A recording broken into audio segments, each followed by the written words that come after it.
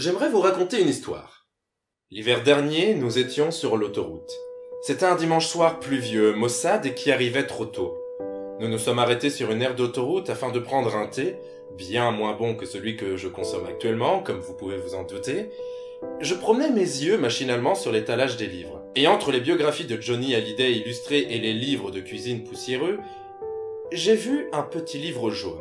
Je connaissais déjà Gaël Faye pour sa musique que j'ai toujours trouvée très belle, et je savais qu'il avait écrit un livre car plusieurs personnes m'en avaient parlé.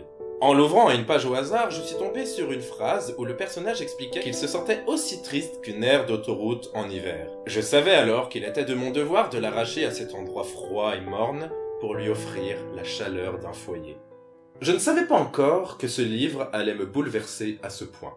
Bienvenue dans l'instant littéraire où Marie, moi ou nous deux allons revenir sur des livres, principalement des romans.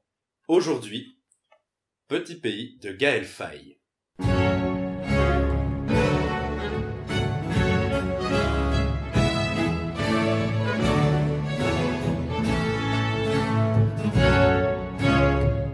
À l'origine, Petit pays est une chanson de Gaël Faye, sortie sur son album Pili Pili sur un croissant au beurre en 2013. Dans cette chanson, le rappeur chante ses souvenirs d'enfance liés à son pays d'origine, le Burundi qu'il a dû quitter à cause de la guerre opposant les Hutus et les Tutsis.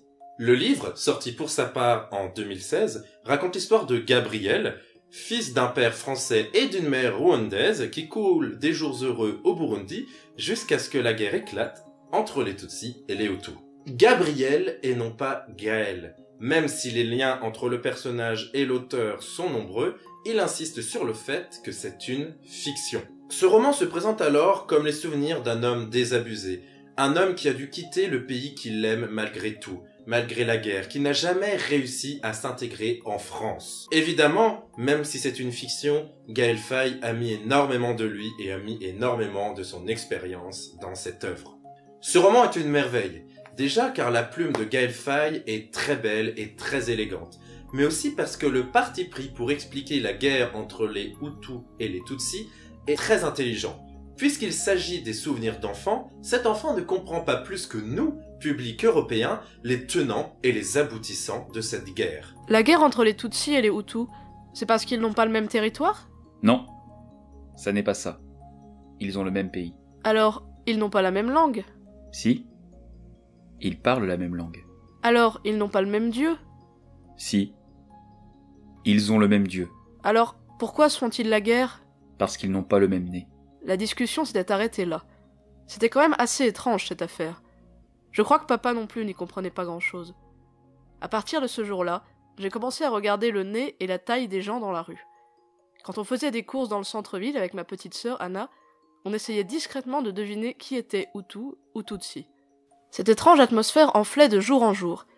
Même à l'école, les copains commençaient à se chamailler à tout bout de champ en se traitant de Hutu ou de Tutsi. Pendant la projection de Cyrano de Bergerac, on a même entendu un élève dire « Regardez, c'est un Tutsi avec son nez ». Le fond de l'air avait changé. Peu importe le nez qu'on avait, on pouvait le sentir. Ce roman navigue entre le passé de Gabriel et son présent de migrant en France. C'est avec une subtilité extrême, des images très bien trouvées et beaucoup de pudeur que l'auteur explique ce que c'est vraiment que d'être un migrant, arraché au pays qu'on aime et mis dans un pays qu'on ne connaît pas. Je n'habite plus nulle part. Habiter signifie se fondre charnellement dans la topographie d'un lieu, l'anfractuosité de l'environnement. Ici, rien de tout ça. Je ne fais que passer. Je loge, je crèche, je squatte. Ma cité est dortoir et fonctionnelle. Les filles qui sortent avec moi sont toutes différentes, plus belles les unes que les autres. Je m'enivre à les écouter parler d'elles, à sentir le parfum de leurs cheveux. Aucune d'entre elles n'oublie de me poser la question lancinante, toujours au premier rendez-vous d'ailleurs. De quelle origine es-tu ? Question banale, convenue. Ma peau caramel est sommée de montrer patte blanche en déclinant son pédigré. Je suis un être humain. Ma réponse les agace. Pourtant, je ne cherche pas à la provoquer. Le bruit de la télévision au-dessus du bar couvre un instant le cours de ma pensée. Une chaîne d'infos en continu diffuse des images d'êtres humains fuyant la guerre. J'observe leurs embarcations de fortune accostées sur le sol européen. Les enfants qui en sortent sont transis de froid, affamés, déshydratés. Ils jouent leur vie sur le terrain de la folie du monde. Je les regarde, confortablement installés là, dans la tribune présidentielle. un whisky à la main. L'opinion publique pensera qu'ils ont fui l'enfer pour trouver l'Eldorado. Foutaise, on ne dira jamais rien du pays en eux. La poésie n'est pas de l'information. Pourtant, c'est la seule chose qu'un être humain retiendra de son passage sur Terre. Enfin, ce livre nous permet de comprendre quelles furent les conséquences personnelles de ce conflit par le biais de la mère de Gabriel. Plus que n'importe quel documentaire, plus que n'importe quelle image choc, c'est dans ce livre que j'ai enfin compris quelles étaient les réelles conséquences de ce conflit. Nous vivons. Ils sont morts. Maman ne supportait pas cette idée. Elle était moins folle que le monde qui nous entourait. Le génocide est une marée noire. Ceux qui ne s'y sont pas noyés sont mazoutés à vie. Je vais m'arrêter là parce que je n'ai pas envie de trop en dévoiler, mais j'espère que ces quelques citations vous ont donné envie de lire ce livre si ce n'était pas déjà fait. Comme vous pouvez le voir, il est très court, environ 220 pages, et il se lit très vite. Pourtant, il vous suivra très longtemps.